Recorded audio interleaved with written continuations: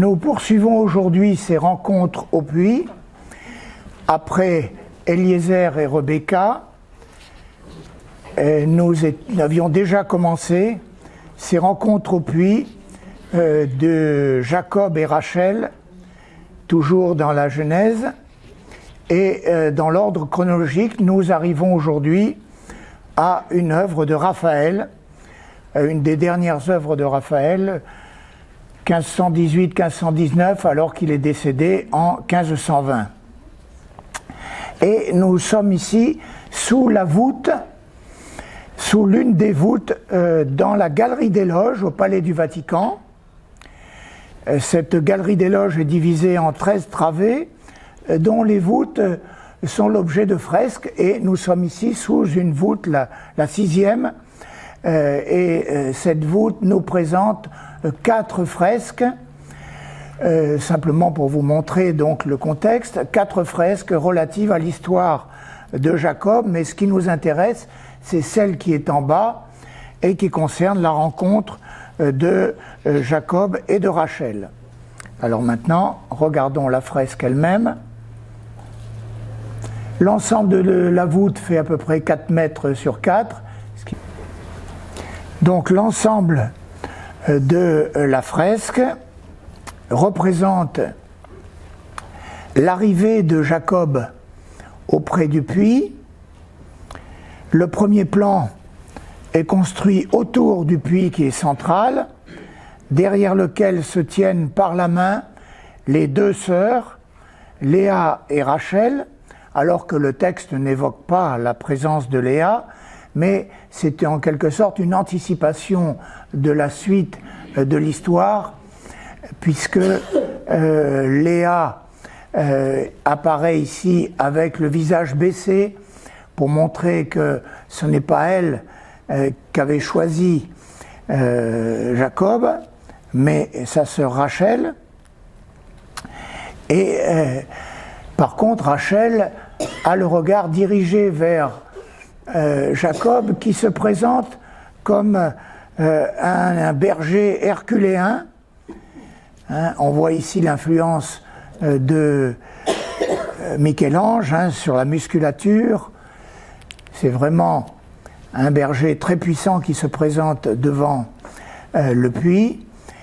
À l'arrière-plan, un vaste paysage au-delà de la rivière qui se répartit de chaque côté des 2 sœurs.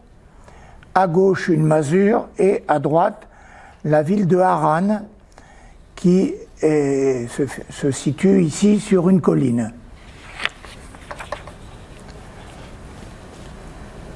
On va regarder un peu le détail de ce tableau, enfin pas de ce tableau, de cette fresque, pardon, pour laquelle il y a eu, étant donné l'importance de la Galerie des Loges, avec 13 voûtes, il y a eu des collaborateurs de Raphaël, c'est certain.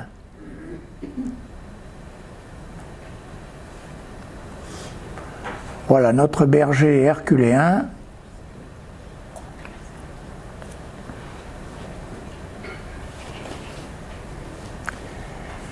Dans ces différentes représentations de la rencontre au puits de Rachel avec Jacob, chaque peintre insiste plus ou moins sur tel ou tel aspect, quitte à anticiper sur la suite de l'histoire pour aller au-delà de la scène du puits.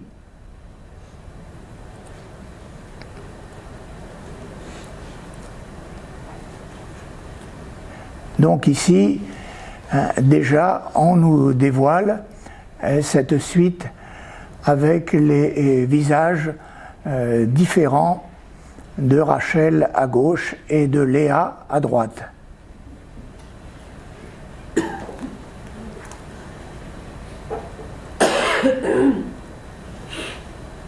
Ouais, des couleurs assez vives, mais tirant beaucoup sur le vert, le jaune, mais aussi des couleurs plus froides avec le bleu du vêtement de Jacob.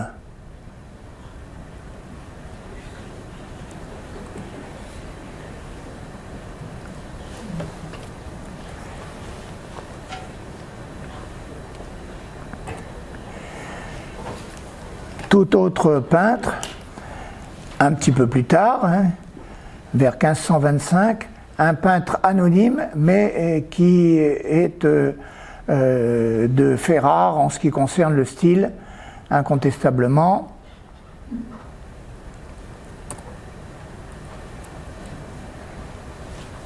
Dès que Jacob voit sa cousine Rachel, qui est à droite, il est conquis au point de réussir, par un effort surhumain, à rouler tout seul la pierre qui couvre l'ouverture du puits pour abreuver le bétail de son oncle Laban. Donc vous voyez ici on insiste sur l'ouverture du puits. On voit Jacob qui tout à la fois son regard tourné vers Rachel et en même temps qui est tendu de tous ses muscles pour soulever la pierre recouvrant le puits. Et puis nous avons à gauche, en bas, des chèvres tachetées. Et ça, c'est évidemment lié à la suite de l'histoire. Alors, il faut quand même en dire un mot, puisque lorsque Jacob a travaillé pendant 2 fois 7 ans, 14 ans, 7 ans pour obtenir son premier mariage qu'il croyait être avec Rachel, mais qui en réalité était avec Léa. Et Laban lui a dit, tu vas travailler 7 ans de plus, et puis tu auras Rachel comme deuxième épouse. Et donc, il travaille 14 ans.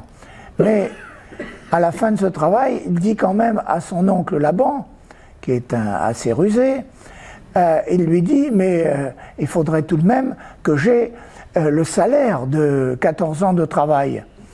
Et Jacob propose à Laban de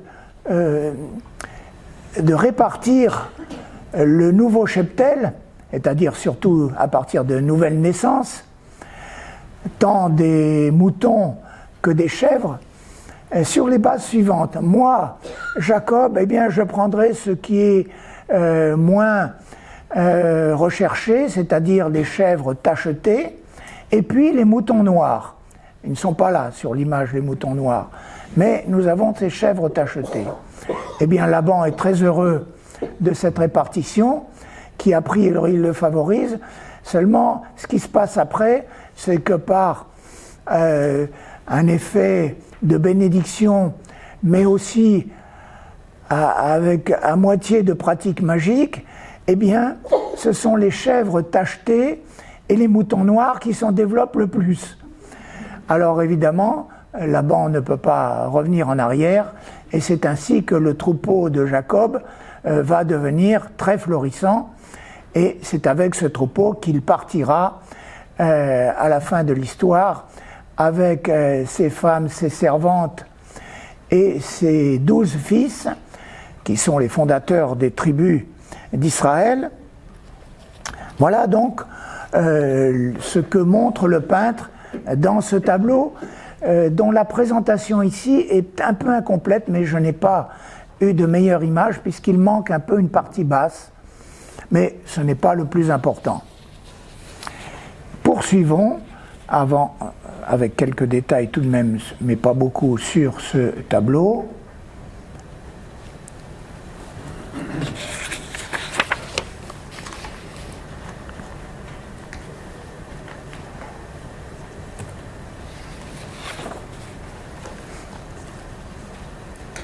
Voilà, gros plan sur Jacob qui tire sur l'ouverture sur la pierre. Passons à un autre peintre, alors cette fois-ci flamand, mais ce que nous allons voir, c'est une tapisserie réalisée sur un carton dessiné par Van Orley. Mais le tapissier lui-même, c'est un autre artiste, c'est Guillaume de Kempeneer, qui avait un atelier à Bruxelles, où se trouve donc actuellement cette tapisserie qui dépend d'un cycle relatif à l'histoire de Jacob. Bernard Van Orley, qui était peintre et dessinateur de cartons de tapisserie, comme je viens de vous le dire, et qui est devenu en 1518 le peintre de la cour de la gouvernante des Pays-Bas, Marguerite d'Autriche, la tante de Charles Quint, et qui tenait cour à Bruxelles et Malines. Nous en reparlerons puisqu'elle fait partie de ces 3 femmes de pouvoir autour de 1500 que j'évoquerai plutôt en fin d'année universitaire. Alors voilà l'ensemble de la tapisserie, donc vers 1530. Au centre, on verra quelques détails, au centre se trouve Jacob avec son bâton qui fait place au puits pour que soient abreuvées les brebis de Rachel, plus exactement du troupeau de son père, Laban. Rachel qui est à côté de lui et qui tient elle aussi un bâton. Donc ça, ce sont les personnages du centre. Alors, on observe, puisque Jacob est représenté 3 fois, avec un manteau plutôt vert et une tunique plutôt marron. Il est donc au centre, comme je viens de vous l'indiquer, et il est également en haut à gauche lorsqu'il embrasse Rachel, conformément au texte biblique. Et puis, à droite, sous les colonnes cannelées, imposantes colonnes cannelées, devant ces colonnes, Jacob donne l'accolade à Laban, son oncle, là aussi conformément au texte biblique. Regardons quelques détails de cette tapisserie, fort bien conservée. Voilà, ici au centre, Jacob, personnage central au premier plan, incliné, et qui, avec son bâton, fait place pour que le troupeau de Rachel soit abreuvé. Même si, à proprement parler, aucun texte biblique sur cet épisode n'évoque un empêchement quelconque par les autres bergers, ce qui sera le cas dans l'histoire de Moïse.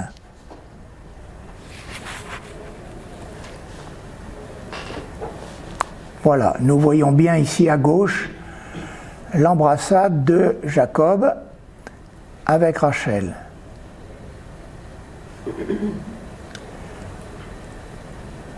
Alors, il a un manteau vert, comme je vous l'ai dit, et puis une tunique qui a des éléments jaunes ou marron, et c'est assez curieux parce que ce type de vêtement, on va le retrouver dans un épisode de Moïse peint par Botticelli. Voilà, ici l'embrassade de Jacob et de Laban.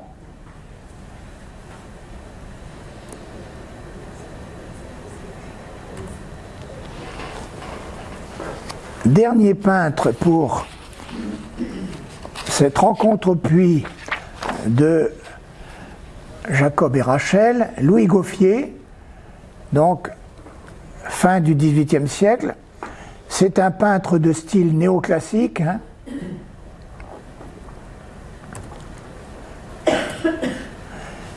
Style néoclassique. Il remporte le prix de Rome en 1784, ce qui lui permet de partir 4 ans à Rome aux frais de la couronne de France. Nous sommes en 1784, vous voyez, à quelques années de la Révolution française. Donc, il va avoir ces 4 ans, ce qui nous porte en 1788, mais il reste en Italie. C'est une bonne chose compte tenu des événements qui vont se réaliser en France. Il s'établit à Rome jusqu'en 1793, et évidemment, en pleine tourmente révolutionnaire, il ne va pas rentrer en France et il s'installe à Florence jusqu'à son décès en 1801. Donc encore un peintre français qui fait l'essentiel de sa carrière en Italie. Le puits central et les arbres qui sont derrière séparent les deux parties de l'arrière-plan. L'arrière-plan qui est paysagé à gauche avec un lac, et c'est de là qu'arrive Jacob de profil, et le paysage est monumental à droite avec une représentation évidemment imaginaire de la riche maison de Laban qui fait plutôt penser de loin à un château à droite. Quant aux deux sœurs, Jacob donc s'avance en regardant Rachel, laquelle dans ce tableau n'exprime rien et tient sa sœur par le bras. Et il est aussi à observer que les trois personnages sont vêtus à la romaine. Donc, encore dans le goût néoclassique. Donc là, il n'y a pas d'expression particulière des personnages.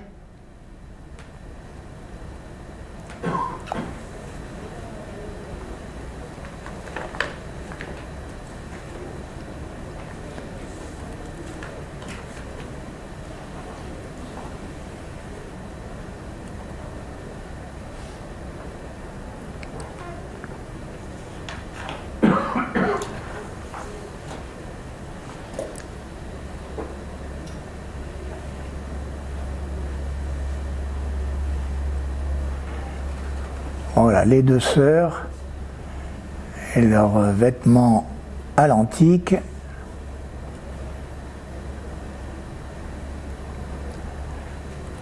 Voilà, alors je vais changer.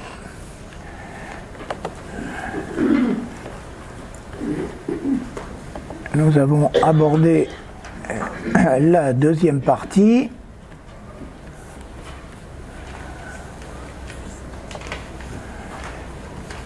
Donc, les rencontres au puits,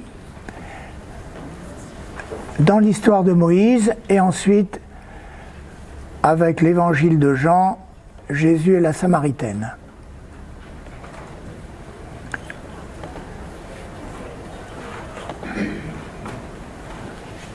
Voilà, troisième partie, Moïse et les filles de Jéthro.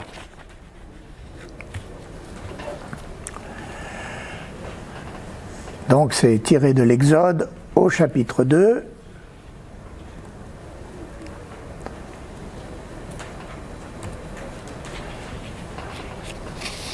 Quelques mots avant d'aborder la première œuvre. Donc pour résumer l'histoire, Moïse, voyant un Hébreu qui était maltraité par un Égyptien, nous sommes donc avant cet épisode de la rencontre au puits de Moïse avec les filles de Jéthro se situe avant la mission de Moïse qui aboutira à la sortie d'Égypte, l'Exode.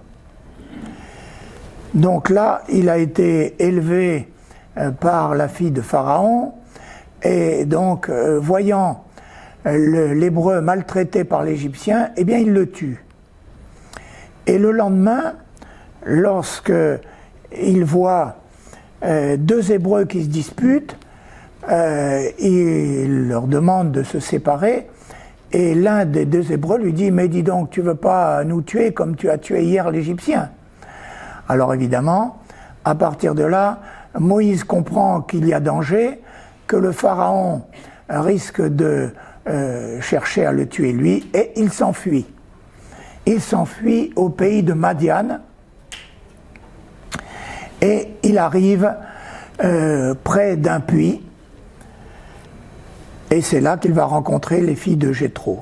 Donc, d'abord, une mosaïque byzantine qui se trouve dans le narthex nord, c'est une coupole, à la basilique Saint-Marc de Venise, 1260-1280. Je vous montre d'abord une partie de la mosaïque qui n'est pas celle qui nous intéresse spécialement, parce qu'il y a un ensemble relatif à l'histoire de Moïse, et en bas, un tout petit peu à gauche, vous voyez l'épisode du buisson ardent, qui ne nous intéresse pas aujourd'hui, et je vous montre maintenant voilà, la partie qui nous intéresse, puisque cette mosaïque de la voûte du narthex nord nous présente plusieurs épisodes au centre de cette rencontre au puits, et nous allons les voir l'un après l'autre. D'abord, donc, à gauche, nous voyons l'un des Hébreux qui fait la réflexion à Moïse: tu veux nous tuer ou tuer l'un de nous comme tu as fait pour l'Égyptien. Donc à partir de là, Moïse, dont vous voyez qu'il a encore un vêtement avec un manteau bleu et une tunique, manteau vert, pardon, et une tunique jaune-marron, une couleur qu'on va retrouver encore. Et derrière le petit rocher, c'est pour nous montrer la fuite. Il s'enfuit et il arrive auprès d'un puits. Et l'épisode suivant, donc, voilà, il arrive auprès d'un puits, et là, donc, il aide deux filles de Jéthro à abreuver le bétail. Donc, c'est un mosaïste, ce sont des mosaïstes byzantins, hein. Nous sommes en 1260 à peu près, et c'est les Byzantins ont retrouvé leur capitale après l'épisode du royaume latin. Voilà. Sur la droite de l'image, vous voyez encore Moïse, donc toujours représenté avec les mêmes vêtements, qui pousse deux bergers, donc pour montrer qu'il chasse les bergers de manière à permettre au troupeau de Jéthro, conduit par ses filles, de s'abreuver.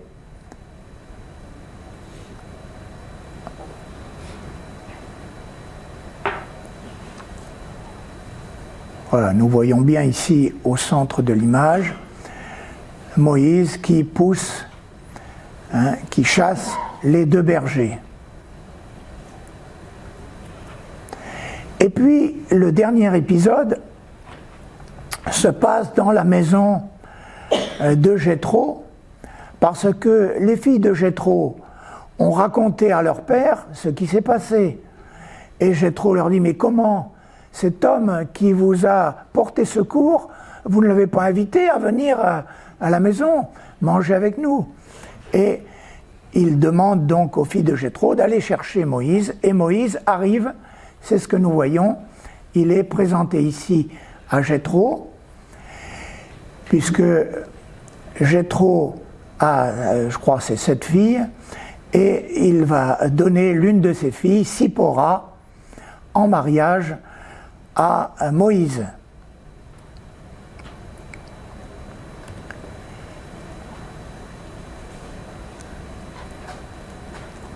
La dernière image de cet épisode, avec les légendes qui sont au-dessus.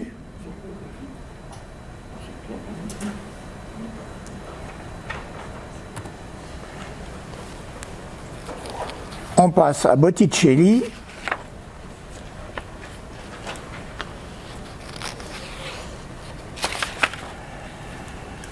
Botticelli, c'est quelque chose que j'ai déjà montré l'année dernière, ou l'année d'avant, je ne sais plus. Si je vais trop vite, vous le dites pour le texte. Alors je reviens en arrière. Puisque la fresque que nous allons voir, qui se trouve dans la chapelle Sixtine, sur les murs, au Palais du Vatican, cette fresque ne porte pas que sur la rencontre au puits entre Moïse et les filles de Jéthro, elle porte sur un ensemble qu'on appelle les épreuves de Moïse. Donc une grande fresque qui faisait d'ailleurs pendant aux tentations du Christ, aux épreuves du Christ, une correspondance théologique, mais qui ne nous intéresse pas aujourd'hui. Voilà l'ensemble de la fresque. Alors, je crois qu'on voit Moïse sur cette fresque 7 fois. 7 fois, on va commencer par là. Je vais vous montrer les différentes parties sur l'ensemble de la fresque, après on regardera des détails. Alors on le reconnaît assez facilement puisqu'il a sa tunique jaune, et là d'un jaune bien vif, et son manteau vert. Commençons à droite. En bas à droite, Moïse est en train de frapper l'Égyptien qui maltraitait un Hébreu. Et ce jeune Hébreu, tout à fait à droite, au bord de la fresque, il s'enfuit soutenu par une femme. Au fond du tableau à droite, on voit Moïse qui s'enfuit au désert. Et puis, suite de l'histoire, un peu plus au plan médian, vers la gauche, Moïse chasse 2 bergers au puits, donc avant d'abreuver, c'est presque au premier plan, d'abreuver le bétail des filles de Jéthro. On voit d'ailleurs 2 filles de Jéthro qui sont à gauche du puits alors que lui est à droite du puits, mais tout ceci pratiquement au premier plan. Et puis ensuite, un épisode qui ne nous concerne pas aujourd'hui, mais qui est bien illustré par 2 fois au fond à gauche, à l'arrière-plan à gauche. Nous avons l'épisode du buisson ardent. Moïse se déchausse par respect pour cette vision extraordinaire du buisson qui brûle sans se consumer. Et ici, le peintre nous montre la silhouette de Dieu sortant ou au milieu du buisson. Ça, évidemment, c'est une représentation anthropomorphique et qui ne correspond pas à la réalité, puisque Moïse voit uniquement un buisson qui s'enflamme sans se consumer. Et lorsque Moïse se déchausse, il a une attitude qui correspond exactement à une sculpture de l'Antiquité. J'avais montré ça il y a quelques années, mais ça ne nous concerne pas aujourd'hui. Néanmoins, on va poursuivre. Voilà, on rentre un peu dans le détail. On voit ici donc 4 fois Moïse frappant l'Égyptien, s'enfuyant au désert, chassant les bergers et abreuvant le bétail, bien qu'on ne voit que sa propre silhouette sur cette vue. Même chose dans l'autre format.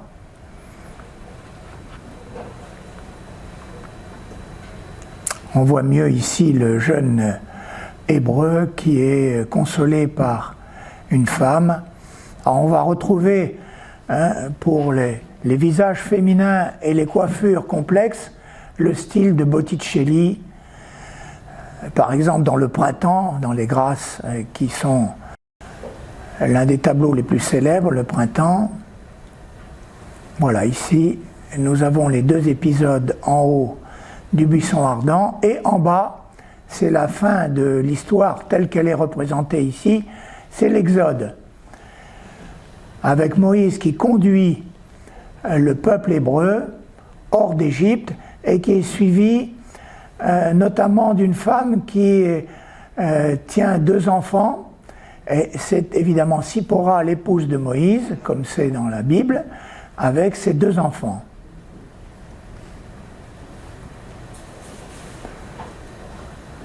Gros plan sur l'épisode du buisson ardent, avec à droite cette tenue. Alors l'épisode de l'Antiquité qui a inspiré le peintre ici, c'était pas le fait de se déchausser, c'était le fait de se retirer une épine du pied.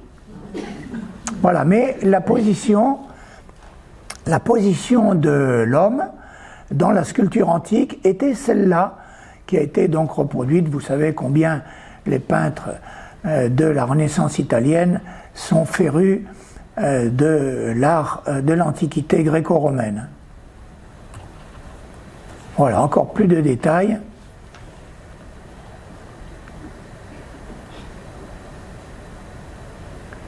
On pourrait d'ailleurs penser qu'il retire aussi quelque chose de son pied qui le gêne. Hein. Et voilà donc le dernier épisode représenté sur la fresque,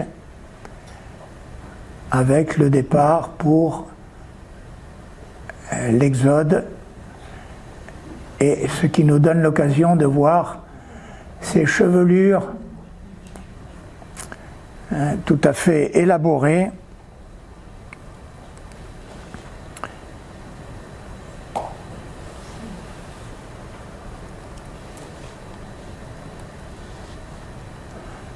voilà, on retrouve ces visages de Botticelli.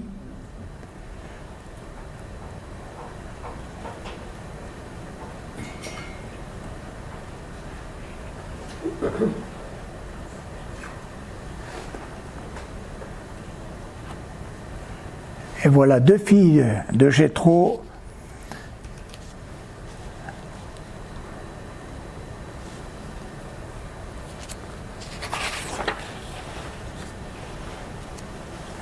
voilà, je lis ce qu'en dit un historien de l'art: la fluidité des parcours linéaires et l'harmonie de la composition culmine dans le lyrisme des deux figures féminines au centre, qui fait des filles de Jéthro les sœurs des grâces et de toutes les femmes que Botticelli a dessinées en multipliant les entrelacs sinueux de chevelures et de voiles.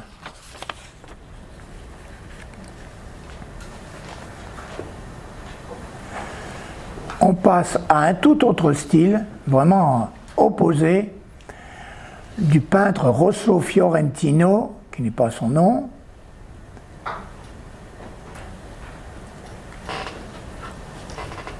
Rosso Fiorentino, qui a terminé sa carrière en France, hein. Je vais vous en dire deux mots. Voilà. Tout autre style, hein.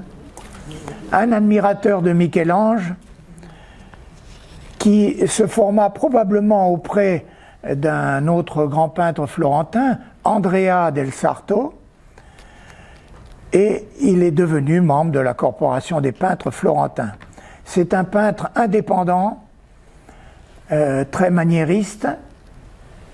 On le voit dans le geste, puisque c'est Moïse qui est au centre, hein, et qui frappe un Égyptien.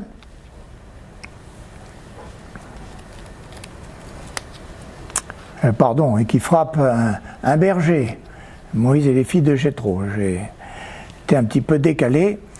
Donc, c'est un maniérisme avec une certaine tendance à l'abstraction, spécialement dans ce tableau. Hein. Il y a un autre peintre qui a un peu cette tendance à l'abstraction, c'est Signorelli. Signorelli, mais d'une époque antérieure.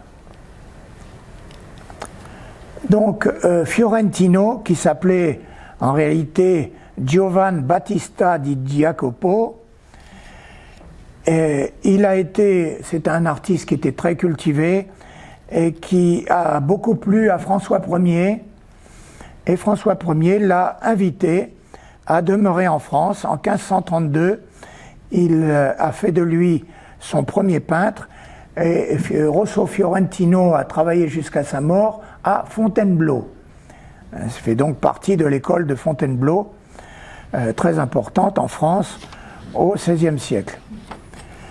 Donc Moïse au centre met à terre et frappe un berger, alors que trois autres bergers sont déjà au sol. Et derrière Moïse, vous voyez un autre berger qui menace une fille de Jéthro. On va mieux voir cela. On ne voit pas le puits ici, mais on admire le rendu de la sculpture masculine, qui évidemment est une inspiration de Michel-Ange. Voilà, on voit ici, en deuxième plan, ce berger qui, de manière très énergique, menace une fille de Jéthro et se dirige brutalement vers elle.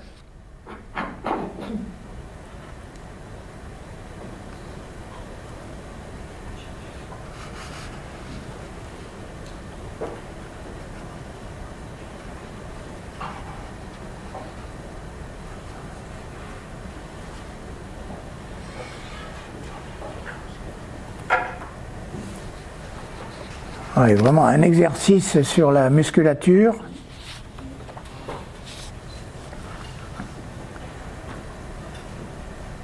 Pardon, c'est allé trop vite.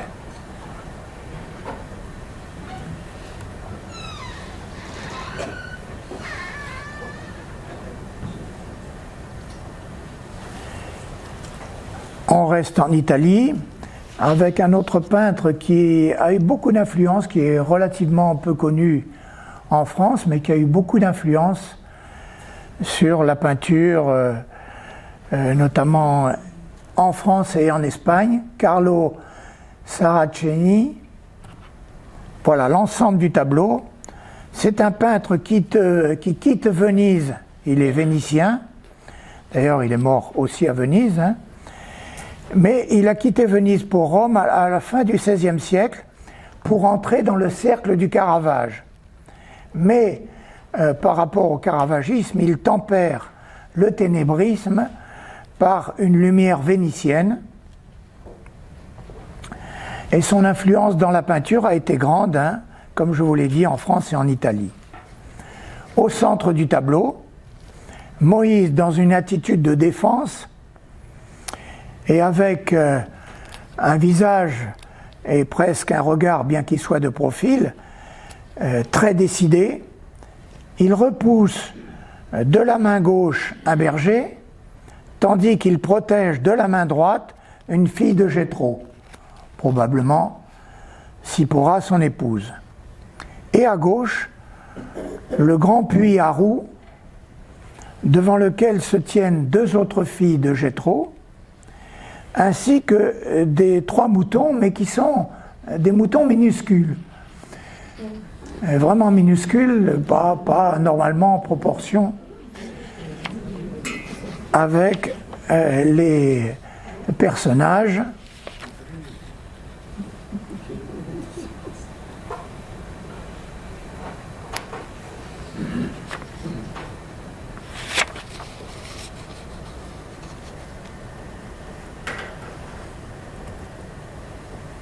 Carlo Saraceni, donc c'est quelqu'un qui est très important quand on étudie le caravagisme et l'influence de Caravage.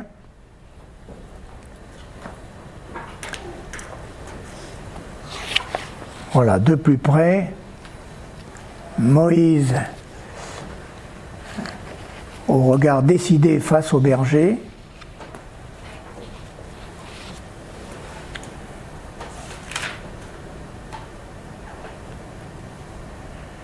Et puis ce puits, ce grand puits à roues avec cette structure en bois.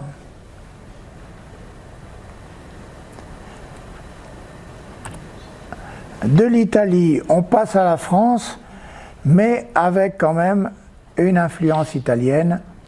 Charles Le Brun. Charles Le Brun, premier peintre du roi Louis XIV.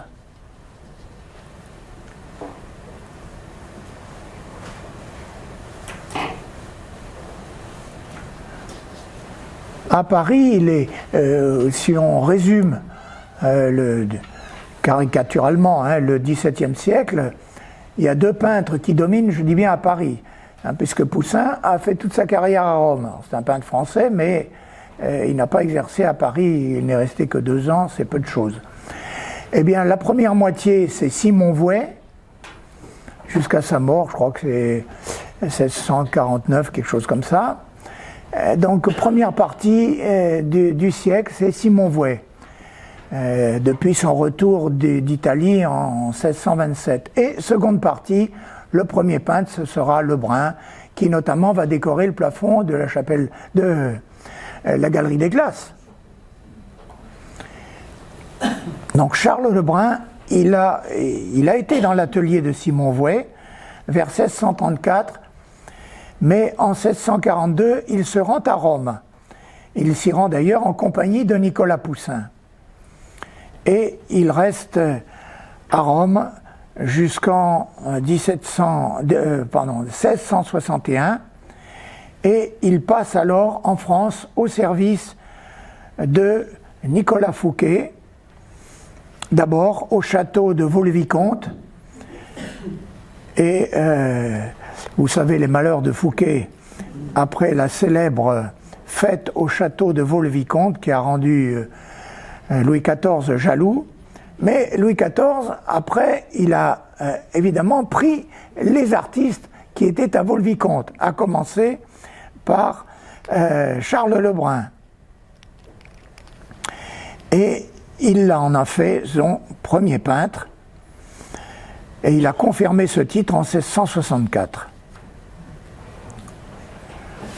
Lebrun instaure en France un style qui doit beaucoup au classicisme de Poussin, mais aussi au baroque italien. Il incarne l'art du grand siècle, ainsi que vous pouvez le voir sur cette belle peinture. Louis XIV, en effet, a demandé ce tableau. Il l'avait commandé à Lebrun. Il avait commandé 2 tableaux pour décorer le cabinet du billard, qui est une pièce du petit appartement du roi à Versailles. Petit appartement et non pas grands appartements. Et ce thème de la rencontre au puits a été présenté à Louis XIV le 4 avril 1686, et nous dit la chronique, le roi reçut le tableau avec beaucoup de joie. Ici, la composition est organisée en 2 groupes. 2 groupes séparés par le puits, ce qui est assez fréquent, nous l'avons déjà vu. Alors, le groupe de Moïse et des bergers hostiles, d'une part, et le groupe des filles de Jéthro. Et cette composition est encadrée au point de vue perspective par l'arbre à gauche dans l'ombre et par la bâtisse de puisage à droite. Voyons les choses d'un peu plus près. Pour le groupe féminin, le peintre a mis l'accent sur l'expression des passions. On va le voir un peu mieux tout à l'heure, je peux revenir en arrière. Voilà. Pour l'expression des passions, et notamment l'admiration avec étonnement, c'est une expression que je reprends des historiens de l'art, de la jeune fille agenouillée au premier plan. Et cette expression des passions différentes selon les visages, se voit bien sur ces visages féminins. Alors de l'autre côté, l'effroi des adversaires de Moïse se lit aussi sur leur visage, ainsi qu'on le verra de manière plus détaillée dans l'approche des tableaux, ici avec la machinerie du puits, qui est une véritable bâtisse, avec une ville tout en haut à droite, imaginaire. Voilà, on voit très bien les visages différents des filles de Jéthro, des expressions différentes, de même que Poussin avait recherché cela dans son très beau tableau qu'on a vu il n'y a pas longtemps sur la rencontre de Eliezer et Rebecca de Nicolas Poussin. Alors à gauche, hein, la scène est assez violente. Moïse n'y va pas de main morte.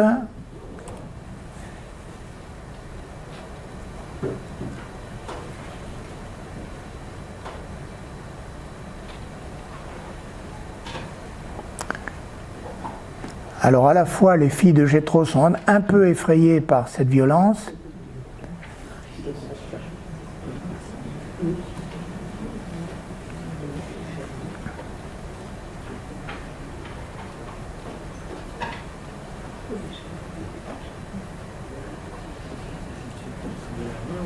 Voilà, les voilà presque toutes.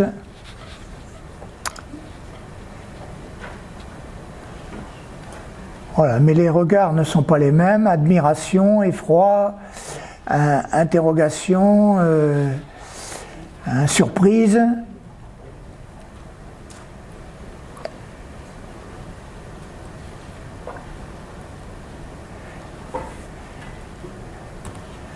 Alors, il faut aussi que je vous montre un autre aspect du tableau. Nous sommes en haut du tableau. Dans le ciel, il y a deux ibis, symboles de l'Égypte, qui poursuivent un serpent ailé. Le serpent ailé est à gauche, et ceci en référence aux Antiquités judaïques de Flavius Joseph, qui sont un ouvrage très important pour connaître l'histoire autour de l'époque du Christ, mais une histoire racontée par un Romain, juif mais proche des Romains, et non pas par des apôtres ou personnalités religieuses. Et dans les Antiquités judaïques de Flavius Joseph, il est rapporté que Moïse a utilisé des ibis pour se défendre des serpents volants dans le désert lors de sa campagne contre les Éthiopiens au service de l'Égypte. Alors, je pense que c'est relativement légendaire tout cela, mais ça a été repris par le peintre sur la base du texte des Antiquités judaïques de Flavius Joseph.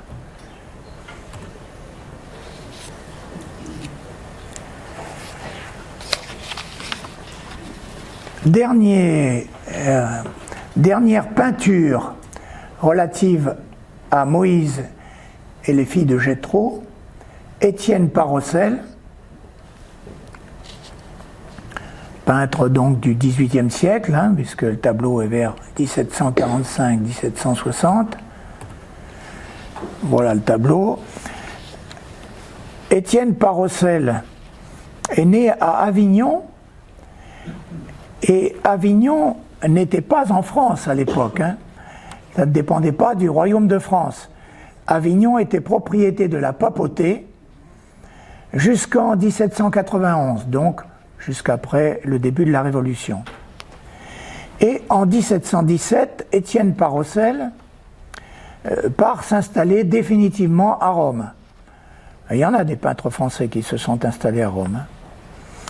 Dès la fin des années 1730, il reçoit de nombreuses commandes, évidemment pour des églises italiennes, mais aussi depuis sa Provence natale. Il n'a pas été oublié par la Provence, et de la Provence, on lui commandait à Rome des tableaux. C'est le cas de celui-ci qui se trouve d'ailleurs au Musée Calvet d'Avignon. En 1734, il est membre de l'Académie de Saint-Luc à Rome. Et ici aussi, la composition s'ordonne autour du puits. Le puits est carré cette fois. Et ce puits sépare le groupe féminin, là encore, mais dans l'autre sens, du combat de Moïse et des bergers. L'expression des femmes se limite à leurs gestes, tandis que l'effroi des bergers ressort de leur visage comme de leurs mouvements.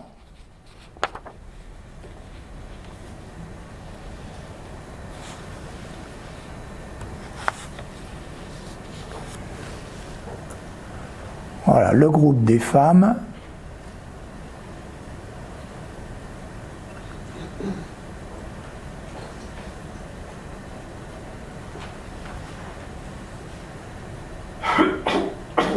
et les bergers.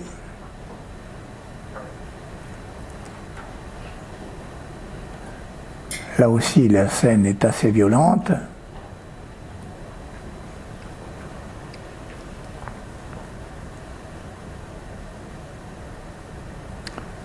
Et on voit qu'on est déjà dans le XVIIIe siècle avec notamment la composition de la femme qui tient sa cruche, au niveau des couleurs, au niveau des attitudes. C'est déjà le plein XVIIIe siècle. Et des vêtements aussi. Voilà, on voit encore mieux dans ce détail.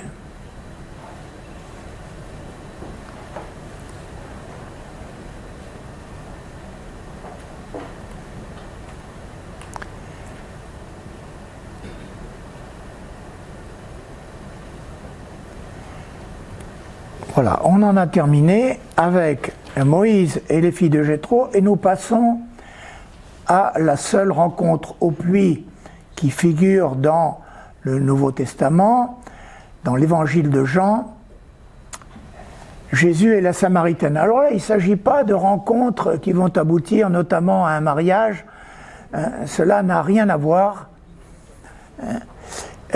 Ici, nous sommes dans un cadre qui va devenir spirituel, avec un dialogue assez extraordinaire entre la Samaritaine, qui, au départ, ne voit les choses que sur le plan matériel, et Jésus qui essaye de l'élever à d'autres considérations. Alors, quand même,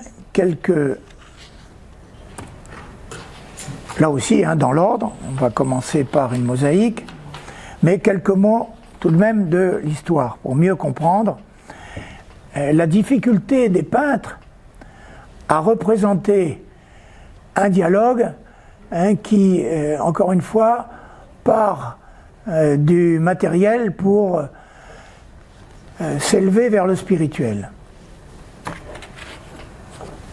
Je vous résume donc l'histoire, parce que le texte est assez long, il y a quand même 26 versets. À la 6e heure, alors les épisodes précédents se passaient plutôt le soir, puisque c'est en fin d'après-midi, lorsque la soirée arrive, qu'il fait moins chaud, et on va faire abreuver le bétail avant d'aller le parquer. Là, c'est le contraire. À la 6e heure, c'est indiqué dans le texte évangélique, c'est-à-dire à midi, en pleine chaleur. Et nous sommes à Sychar, en Samarie.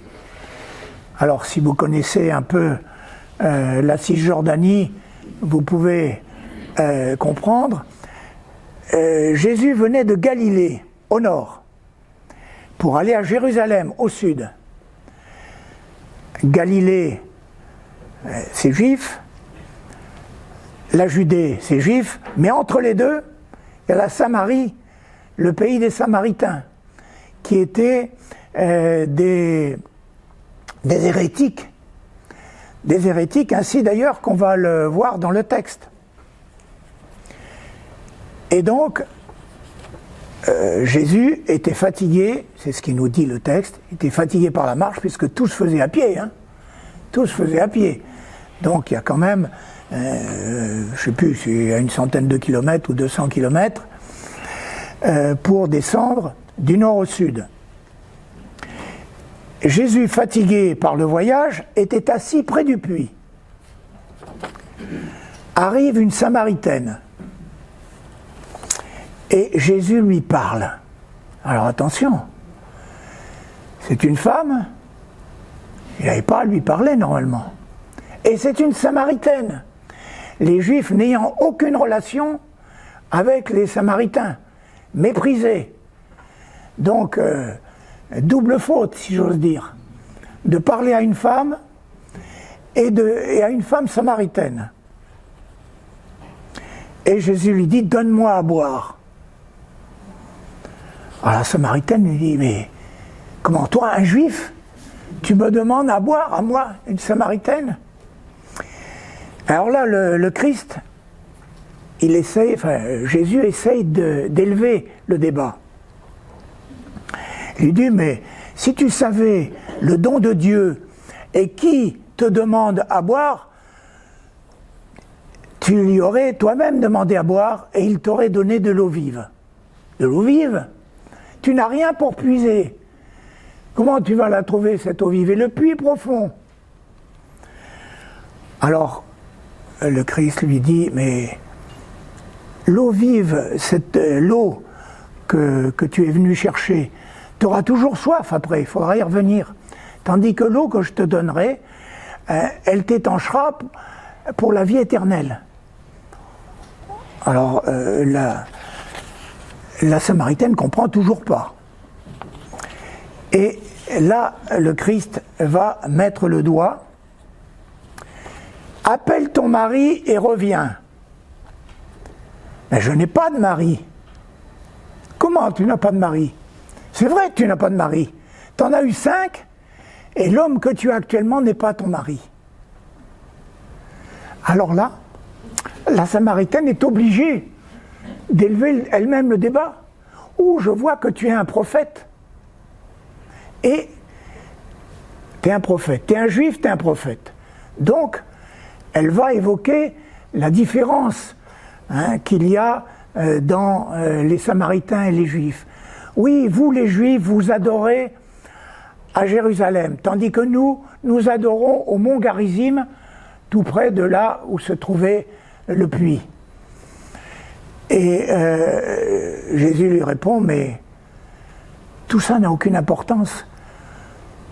Ce n'est pas d'adorer à Jérusalem ou d'adorer au mont Garizim. Dieu demande des adorateurs en esprit et en vérité. Donc, ce n'est pas cela que Dieu attend.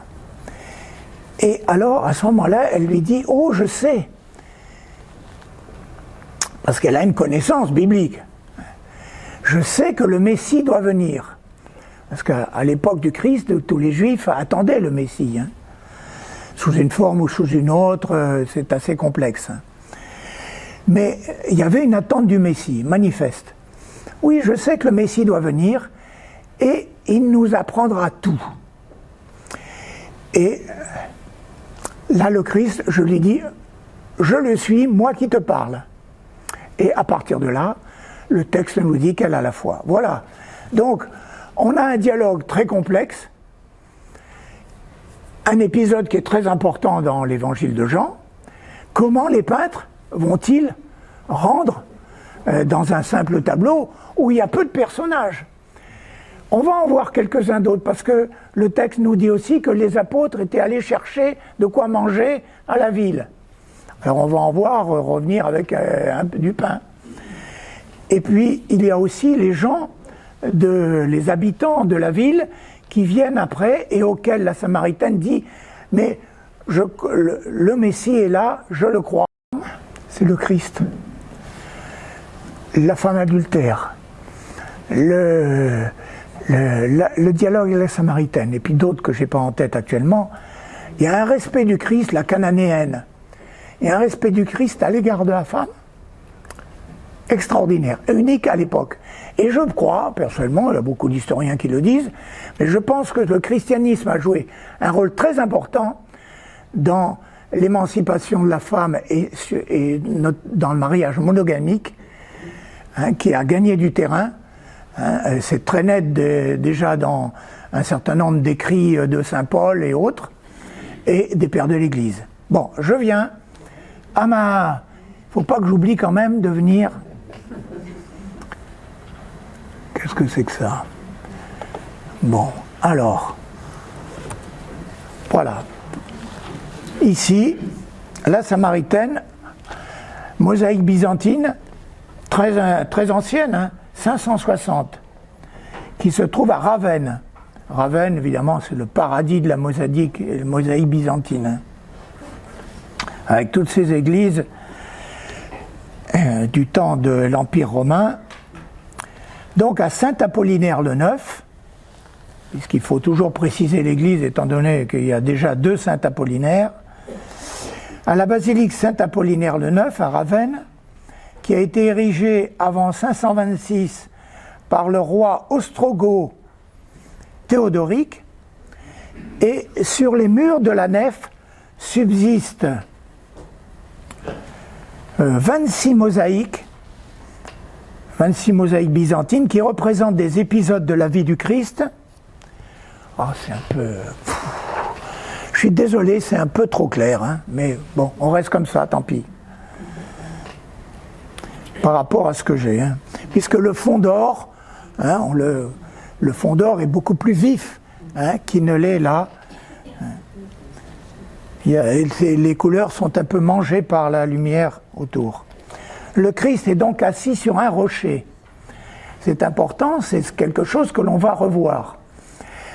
Dans l'Antiquité, être assis, c'est une manifestation d'autorité.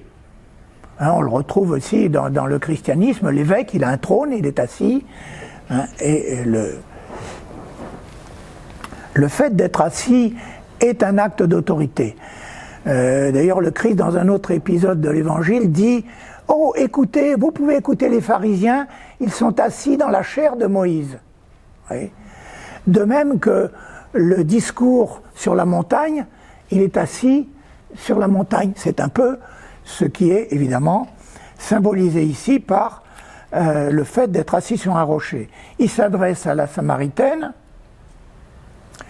qui vient puiser l'eau, évidemment, avec un geste trinitaire de bénédiction.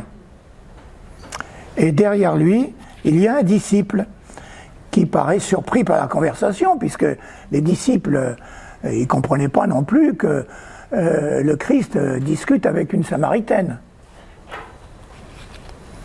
Et le fond d'or, évidemment, illustre la lumière divine.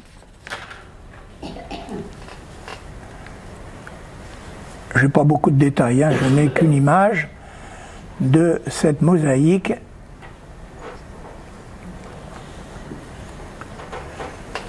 Une enluminure, Codex Egberti. C'est un manuscrit liturgique, un évangéliaire, qui se situe au début de la Renaissance ottonienne. Du scriptorium de Reichenau, sur le lac de Constance, qui est le plus important des scriptoria de l'époque ottonienne, donc juste avant l'an 1000, hein, 977-993, c'est tout petit, hein, 27 cm, c'est même pas un format A4. Alors, c'est un des premiers manuscrits au niveau de la qualité artistique, ce sera plus élaboré, notamment dans les évangéliaires d'Othon III, mais c'est le plus ancien. Et puis, je crois que c'est le seul qui représente cet épisode de la Samaritaine au puits. Alors, l'évangéliaire d'Egbert, réalisé vers 980, début de la Renaissance ottonienne. L'Empire a été restauré en 962 par Othon Ier, qui deviendra, cet empire deviendra l'Empire romain germanique. Hein. Et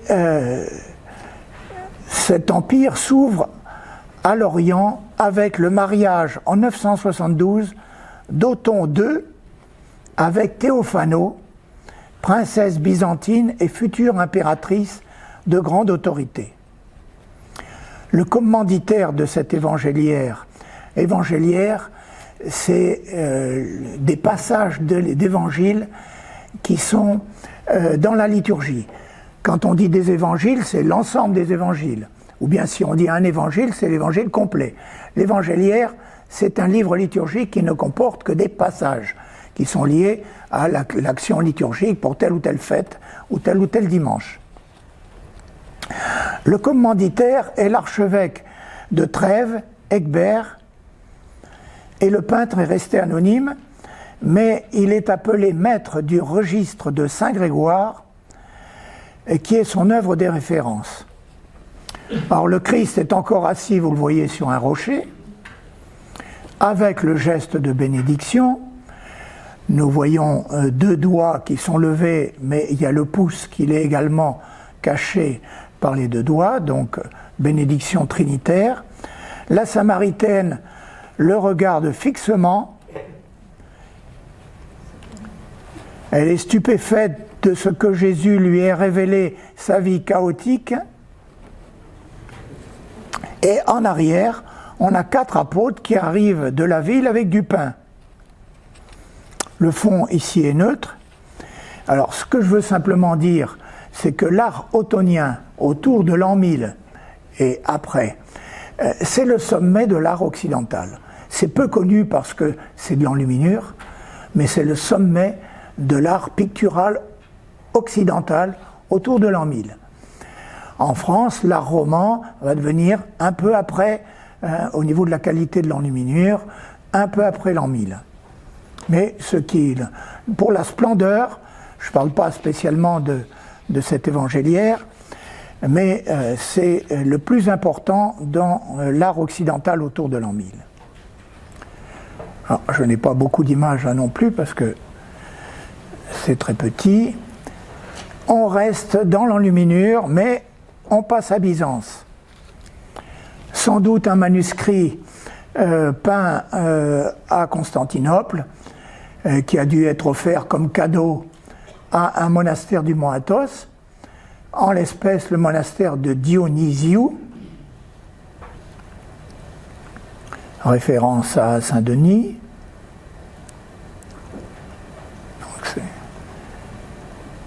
Au mont Athos, il y a 20 monastères et plusieurs contiennent des manuscrits très importants, manuscrits enluminés, magnifiques.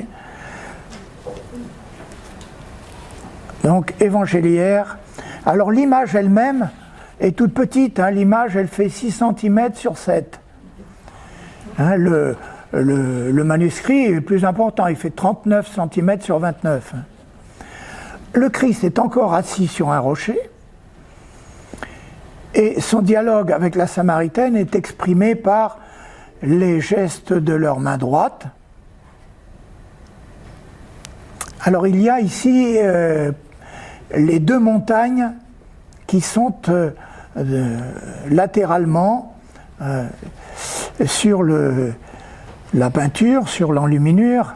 C'est un mode habituel d'avoir comme cela 2 éléments de profondeur à gauche et à droite. C'est un élément très fréquent comme arrière-plan dans l'art byzantin, que ce soit aussi des icônes ou que ce soit dans l'enluminure.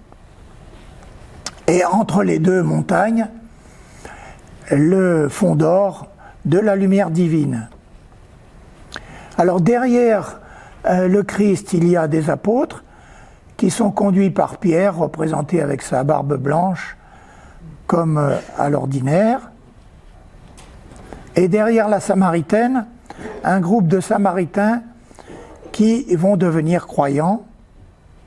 Et vous voyez que ces 2 groupes sont placés devant les montagnes.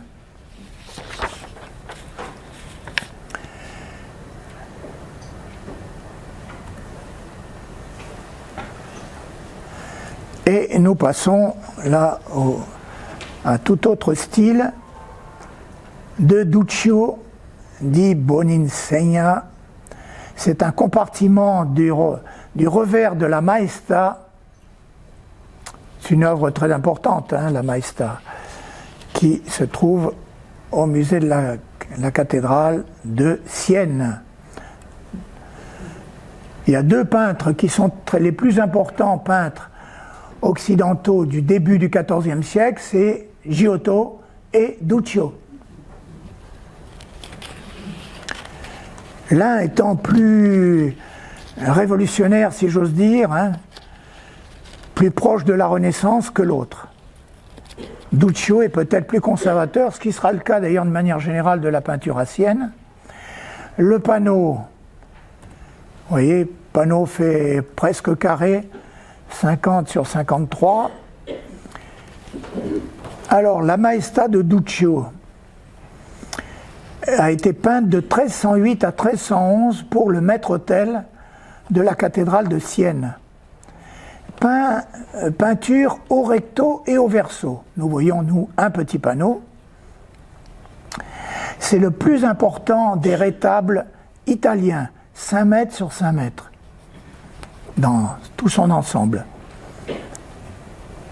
L'art de Duccio est partagé entre la nostalgie de la manière grecque, donc l'art byzantin, et la narration animée et dramatique exaltée par Giotto le Florentin. Donc il est plus conservateur que Giotto. Alors, je vous cite ici un grand historien de l'art italien, Luciano Bellosi, d'un superbe décor architectural qui semble renvoyer à la réalité urbaine siennoise. Débouche le groupe des apôtres. De l'autre côté, le Christ est assis sur la margelle du puits, le puits d'un somptueux marbre vert.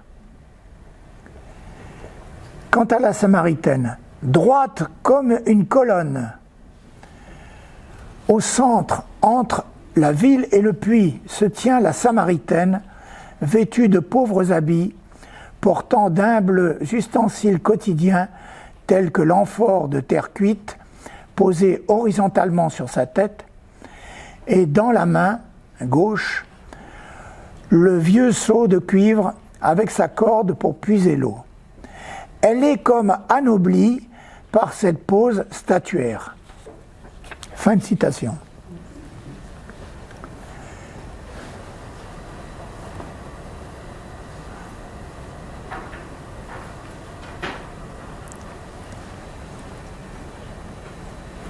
Alors vous avez une image, c'est comme si un peu il y avait du brouillard. Mais moi je ne l'ai pas. C'est dommage. Donc il faut mentalement clarifier l'image. Voilà, c'est magnifique. C'est un des grands chefs-d'œuvre du XIVe siècle, hein, avec Giotto.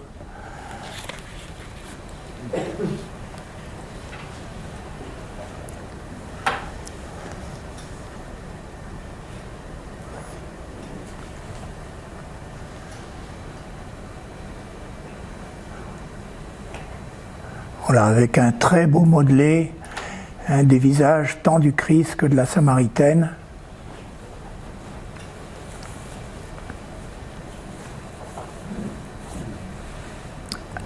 Un petit peu plus près.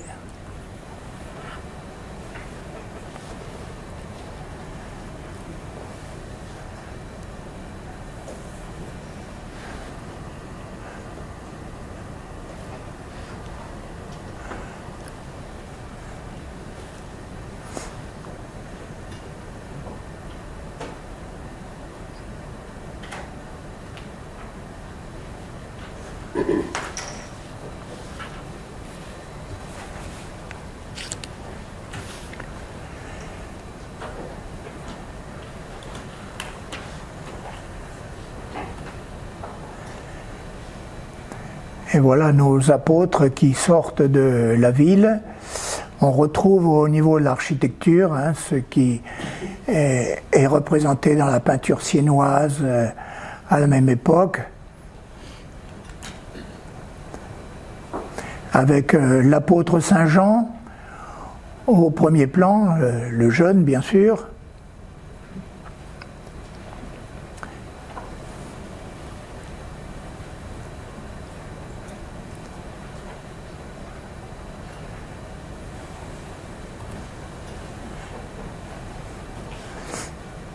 Et voilà, déjà avec des essais de perspective un peu intuitives.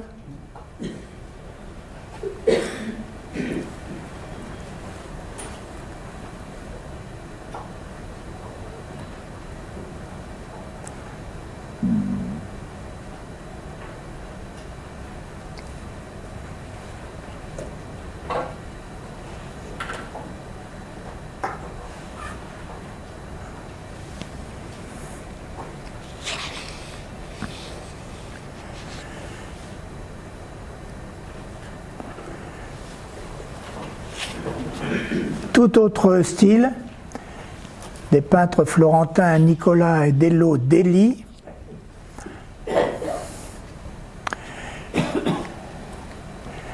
Donc c'est un compartiment de très grand rectable aussi, mais qui se trouve à Salamanque, dans l'ancienne cathédrale. Il y a une cathédrale romane, une cathédrale gothique, qui se touchent d'ailleurs, pour ceux qui connaissent Salamanque. Et dans cette ancienne cathédrale, très belle église romane d'ailleurs, magnifique, il y a un immense retable qui comporte 53 scènes de la vie du Christ et de la Vierge.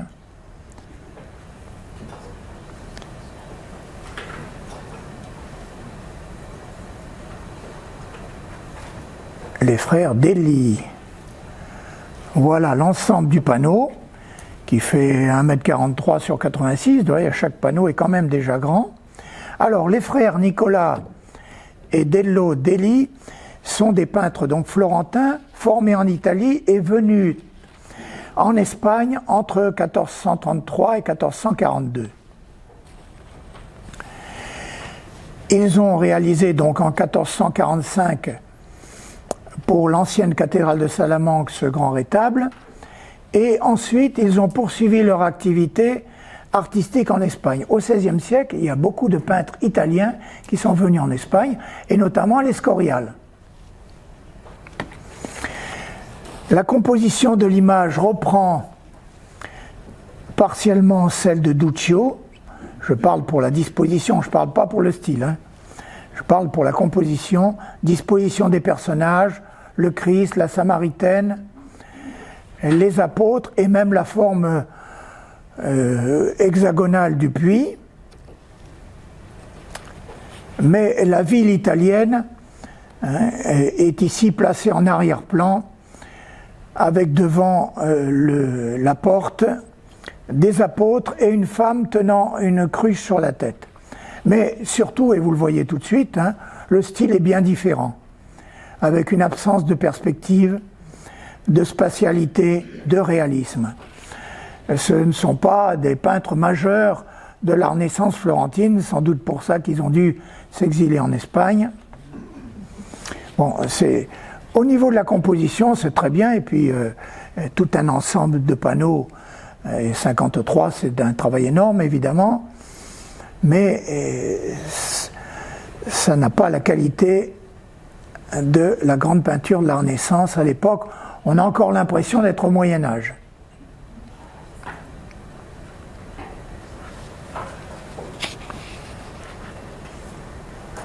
Donc je vous le montre avec quelques détails.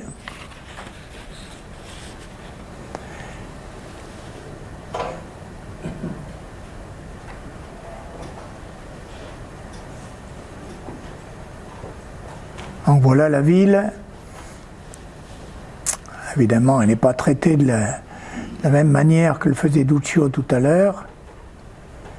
Mais on va terminer avec une peinture qui est davantage dans l'esprit de la Renaissance. Fernando Gallego,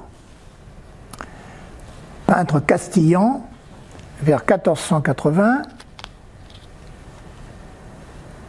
qui se trouve malheureusement aux États-Unis. Ça fait partie de ces pillages du XIXe siècle.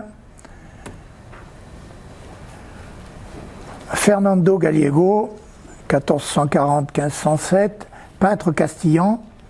Alors c'est une partie, c'est un panneau d'un grand retable qui se trouvait à la cathédrale de Ciudad Rodrigo, en Estrémadure, et donc qui a été vendu aux États-Unis. Je ne connais pas en détail les circonstances, et qui se trouve donc actuellement dans le musée de l'Université de l'Arizona. Fernando Gallego est l'un des plus importants peintres du style hispano-flamand, c'est-à-dire issu de l'influence des Pays-Bas espagnols sur l'art ibérique. L'art hispano-flamand, c'est quelque chose évidemment de très important pour l'Espagne. Et aussi avec, d'une part, l'influence, et d'autre part, plus que l'influence, l'émigration en Espagne de plusieurs peintres flamands. Fernando Gallego, lui, est espagnol, il a été inspiré par cette peinture, alors qu'on va voir, peut-être pas tout à l'heure, parce qu'il est tard, mais la prochaine fois. Alors, composition équilibrée autour du puits monumental, avec une maîtrise de la perspective intuitive, un art du paysage rural et urbain, on va en voir quelques détails, un accord des couleurs chaudes, surtout les jaunes, les marrons, les violets, la spatialité corporelle, à l'inverse de l'œuvre précédente, spatialité corporelle et vestimentaire, et puis le regard, vous le verrez, et le geste de la Samaritaine. Entrons dans le détail du tableau, de haut en bas. Donc évidemment, ici, un paysage de fond traité avec beaucoup de détails, très minutieux, à la manière de la peinture flamande.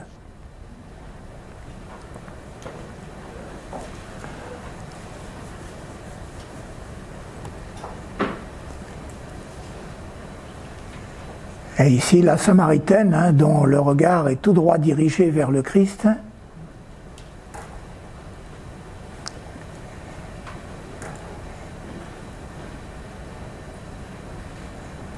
Et puis, le quiproquo de l'eau vive,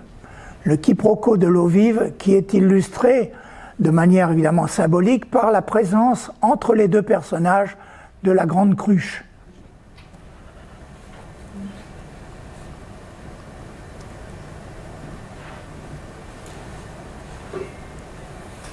Je suis allé trop vite peut-être.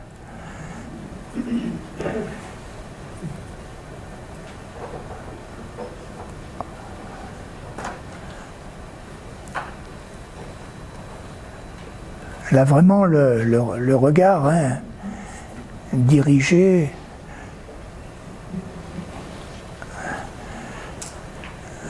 de manière très expressive.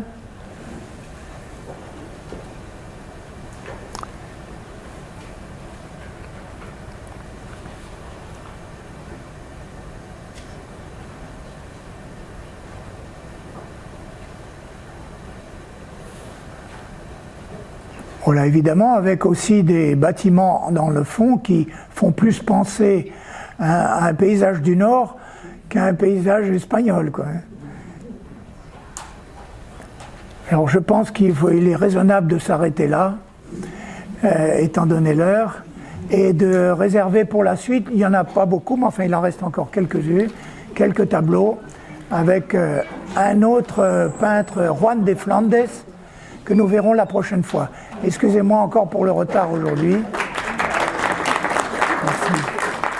Si cette vidéo vous a plu, vous pouvez nous rejoindre à l'Université du temps libre de Tarbes et de Bigorre à l'adresse utl-tb.info. Et n'oubliez pas, si ce n'est déjà fait, de vous abonner.